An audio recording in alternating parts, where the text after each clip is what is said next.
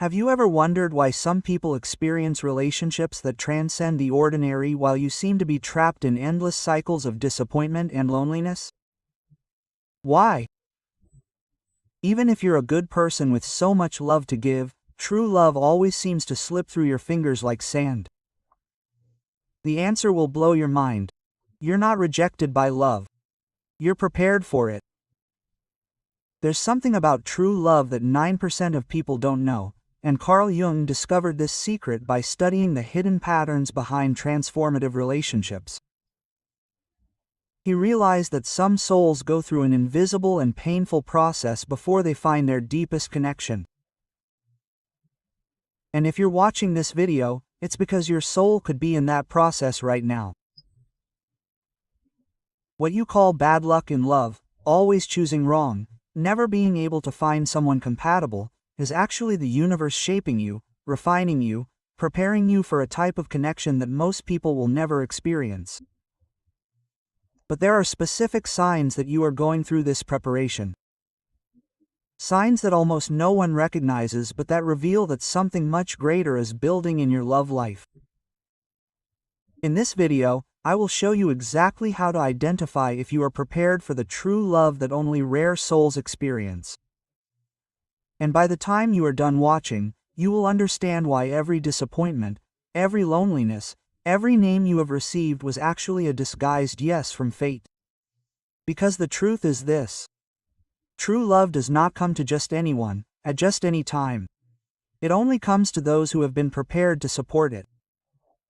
And if you feel like your love journey has been harder than others, it may be because you are prepared for something extraordinary. Before a person can truly connect with their other half, they must first become whole on their own. This is not a beautiful self-help phrase, it is a profound psychological truth that Carl Jung left us. The soul must go through a process of individuation, a path of self-knowledge that dissolves illusions, integrates shadows, and awakens authenticity. And for the most sensitive, deepest souls, this process is particularly intense and often lonely because they cannot pretend to be satisfied with less than what they need. They cannot be satisfied with relationships that do not touch their essence. Life, with its invisible wisdom, leads its souls through specific experiences that function as internal tests. These are neither punishments nor cosmic chastisements. They are opportunities for growth, emotional cleansing, and the development of the maturity necessary to sustain true love. Because authentic love between sisters is not just about two individuals meeting. It is about two whole, conscious, and free people who choose to share their lives not out of lack but out of abundance, not to complete each other but to overflow together. And when this happens, the impact goes far beyond the couple. These conscious connections radiate an energy that elevates humanity's collective consciousness. They become living examples that it is possible to love without possessiveness, to connect without dependency, to surrender without losing oneself. But to get to that point, the soul must first pass through the trials that life carefully prepares for. And each of these trials has a specific purpose in preparing for the great encounter. The first trial that life presents to rare souls is perhaps the most difficult of all. Learning to be alone without feeling abandoned. Enforced solitude is not a cruelty of fate, it is a strategic preparation. Jung observed that individuation requires periods of recollection, moments when the person withdraws from external influences to listen to his or her own inner voice. For the most sensitive souls who naturally seek deep connection, this isolation can seem like torture. But it is actually a gift in disguise. When you are forced to be with yourself, without the distraction of romantic drama, without the adrenaline of complicated relationships, something extraordinary happens. You begin to discover who you really are beneath all the social masks, beneath all the expectations you have internalized, beneath all the roles you have learned to play to be accepted. Solitude becomes a laboratory of self-knowledge where you can finally find yourself without interference. During these times, many people panic. They feel like they are wasting time, that they should be in a relationship, building something with someone. But the rare souls who go through this ordeal begin to perceive something revolutionary. They are interesting to themselves. They discover that their own company can be rich, stimulating, nourishing. It develops deep passions, cultivates authentic interests, creates an inner life so abundant that solitude transforms into sacred solitude, a sacred space of peace and creativity. This process teaches something fundamental. You don't need anyone to feel complete. And paradoxically, it is exactly when you reach this inner wholeness that you become magnetic to your true other half. Because whole people attract whole people. People who love themselves attract people capable of true love. Loneliness ceases to be a state you flee from and becomes a state you honor, a sacred space where you reconnect with yourself whenever necessary. When you emerge from this ordeal, you carry within you an unshakable inner security. You know that you can count on yourself, that your happiness does not depend on the presence of another person, and this emotional autonomy is the necessary foundation for any healthy and lasting relationship. You bond by choice, not by necessity, out of abundance, not out of lack. The second test that rare souls face is illusory projections, those intense relationships where you fall in love, not with the real person, but with the image you have created of them. CH explained that we project onto others what we do not recognize in ourselves. And for sensitive souls, these projections can be devastatingly powerful. You meet someone and suddenly you feel like you have found your soulmate, your destiny, your salvation. The connection seems magical, inexplicable, transcendental. But then reality begins to emerge. The person reveals aspects that do not correspond to your fantasy. They show normal human limitations that shatter the idealization you had created. And the disenchantment is proportionally painful to the intensity of the initial projection. You feel betrayed, disillusioned, lost. How could you have been so wrong? How did you not see the signs? The pain is real and deep, but it serves a crucial purpose. To teach you to distinguish between true love and projective fascination. This ordeal forces you to question your own patterns of attraction. Why do you feel attracted to certain qualities?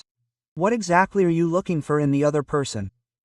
Often, we find that we seek qualities in others that we need to develop in ourselves. The charismatic attracts us because we want to be more expressive. The mysterious fascinates us because we want to access our own inner mysteries. The stable soothes us because we want to find our own emotional stability. Projections are rigorous teachers. They show you through the pain of disillusionment where you are still seeking external wholeness instead of developing internal wholeness. Every relationship based on a projection that doesn't work is actually a success in disguise because it brings you closer to clarity about what real love is and what compensatory fantasy is. When you finally learn to see people as they really are, without the filters of your unresolved needs, something magical happens. You develop the ability to love the other person's real humanity, including their imperfections and limitations. And that's an essential skill for any lasting relationship. Because in true love, you don't love an idealized image. You love a real, complex, ever-growing person. The test of projection also teaches you emotional discernment. You learn to distinguish between the excitement of novelty and the peace of genuine compatibility, between dramatic intensity and genuine intimacy, between being in love with the idea of being in love and truly knowing and appreciating someone deeply. These are subtle but crucial distinctions that only experience can teach. The third test, perhaps the most subtle and destructive, is self-sabotage in relationships. This happens when you finally find someone truly compatible, someone who could be a real partner, but an internal force pushes you to destroy the connection. You pick unnecessary fights, create drama where there is none. Pull away when you should be getting closer or get too close when you should be giving space. It's as if there's a part of you that doesn't believe you deserve true love. Jung would argue that this self-sabotage comes from the shadow, that part of the psyche that contains everything about ourselves, including our capacity to be loved. If at a deep level you don't believe you're worthy of love, you'll unconsciously destroy any relationship that threatens to prove otherwise. It's a perverse form of maintaining internal coherence, even if that coherence is based on a limiting belief about your own worth. This pattern can be incredibly frustrating because you consciously want the relationship but unconsciously work against it. It can manifest as excessive jealousy that pushes your partner away, a need for control that stifles connection, a fear of vulnerability that creates emotional distance, or a tendency to escalate small problems until they become insurmountable. Life continues to present this challenge until you finally recognize the pattern and decide to investigate it. Why do you feel uncomfortable when someone truly loves you? What voice from your past still tells you that you are unworthy of love? What experiences from childhood or adolescence created these limiting beliefs about your own worth? The work of healing these internal wounds is intense and often requires professional help. Therapy, body work, spiritual practice.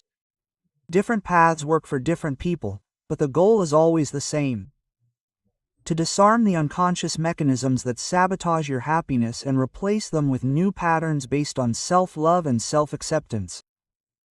When you finally overcome this challenge, you develop something revolutionary.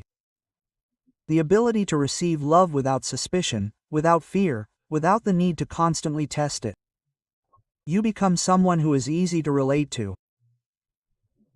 Because you no longer struggle with your own happiness, and this inner peace creates an energy field that naturally attracts similarly evolved and conscious people.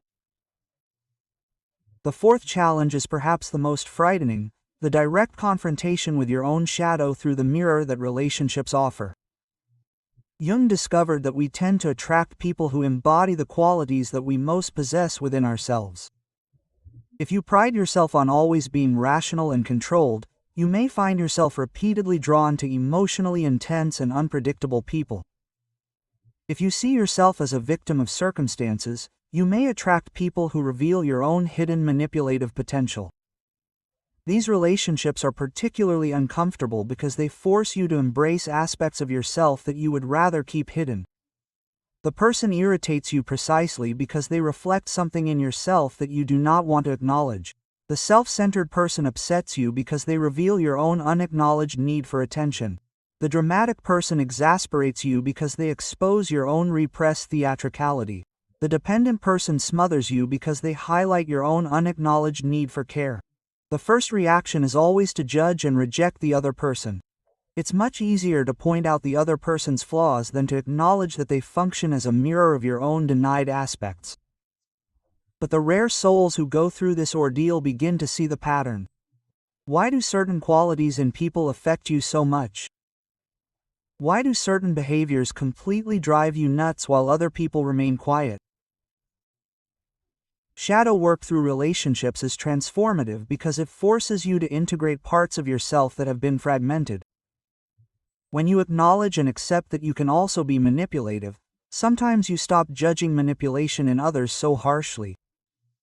When you admit that you also have unresolved emotional needs, you stop criticizing others' emotional dependency. This integration makes you more human, more compassionate, more whole. Jung said that we cannot truly love until we accept our own darkness, because true love includes all aspects of a person, not just the beautiful and acceptable ones. When you integrate your shadow, you develop the ability to see the other person's full humanity without judgment, including those difficult aspects. And this unconditional acceptance is the foundation of every deep and lasting relationship. The process also frees you from relationships based on neurotic complementarity, where you choose partners who express what you repress, creating an addictive but unhealthy dynamic. Instead, you become able to choose partners based on genuine compatibility and mutual growth. The fifth test that rare souls face is developing the courage to live authentically, even when it means disappointing others or going against social expectations. Many people live their entire lives trying to please others, molding themselves to fit family, professional, or social expectations. But souls destined for deep connections must learn to honor their own inner truth, even when that truth is inconvenient or misunderstood. This test can come in many forms. It could be family pressure to marry someone suitable when you know there's no real connection. It could be social expectations to follow a safe professional path when your soul is calling for something more creative or risky. It could be pressure from friends to behave in certain ways that don't reflect who you truly are. The courage of authenticity is especially challenging for sensitive people who are naturally concerned about the feelings of others. They may feel guilty about being selfish by prioritizing their own needs and truths. They may fear hurting people they love by setting boundaries or making choices that others don't approve of. But Jung discovered that individuation, the process of becoming who you truly are, requires this courage. You can't live an authentic life while you're constantly molding yourself to please others, and you can't attract true love while you're presenting an edited version of yourself to the world. Life continues to create situations that test your willingness to be authentic. Relationships that require you to hide important parts of who you are. Jobs that require you to compromise your values. Social situations or being yourself means standing out in uncomfortable ways. Every time you choose authenticity over approval, you strengthen your internal integrity. This process can be lonely at first. When you stop molding yourself to please others, people may pull away. Relationships based on your false persona may end. But what happens instead is extraordinary. You start attracting people who love you for who you really are, not who you pretend to be. Authenticity also builds genuine self-confidence. When you know you're living by your internal values and truths, you develop a security that doesn't depend on external validation. You become less reactive to the opinions of others because you're grounded in your own internal approval. And when you finally find your significant other, the connection is based on who you really are, not on a performance. This creates deep and lasting intimacy because there are no hidden parts that can later cause conflict or disconnection. The sixth and final test before the big date is perhaps the most paradoxical. Learning to open up completely to vulnerability after being repeatedly hurt.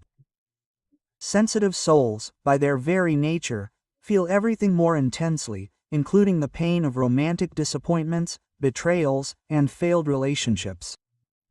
It's natural to develop defenses, build emotional walls, and become more guarded with the heart.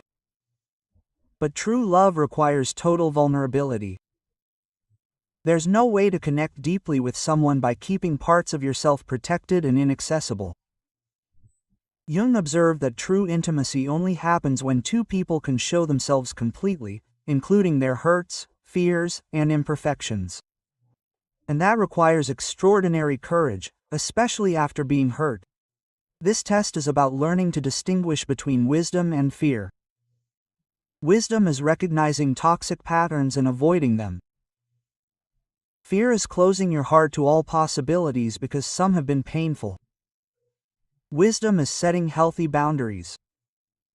Fear is building impenetrable walls. Life continues to present opportunities for you to practice this distinction.